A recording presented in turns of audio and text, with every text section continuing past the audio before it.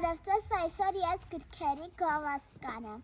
Այս գիրքը ամառային ընթերցանություն է, բայց ոչինչ որ 4-րդ դասարանի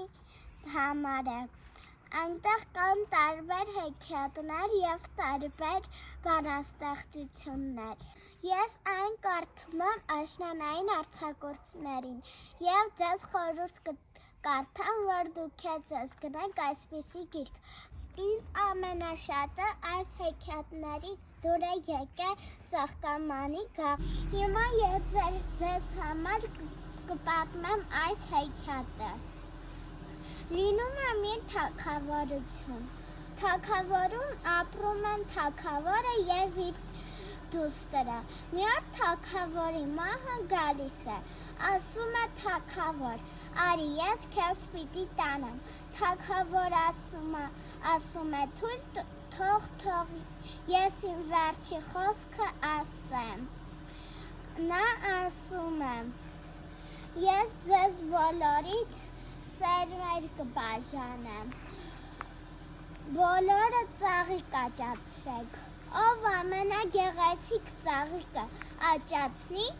նա կլինի այս թագավորությունը նրանը կլինի։ Ասում է ձեզ մինչև գարուն ժամանակ։ Մահը ասում է, ես քեզ մինչև գարունը թողնում եմ ապրես, բայց հենց գարունը վերջանա, ես գալու եմ քեզ տանեմ։ Եվ բոլորին տալիս են սերմերը, բոլորը իրենց ծաղիկները աճացնում են, մի տղա իր մայրիկին ասում է, մամ, խի իմ ծաղիկը չի աճում։ Տող գալիս է գարունը, ժամանակը վերջանում է։ Բոլորը հավաքվում են և իրենց ծաղիկները ցույց են տալիս թագավորին։ Մեկը ասում է, թագավոր, նայի իմը ինչ գեղեցիկ ծաղիկ է։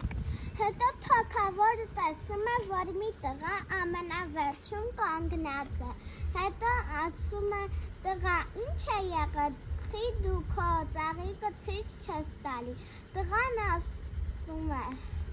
թագավոր ապրած կենա, իմ ծաղիկը չգիտեմ ինչու չի աճում։ Թագավորը ասում է, դուք բոլորը ինձ խաբեցիք, իրականից ես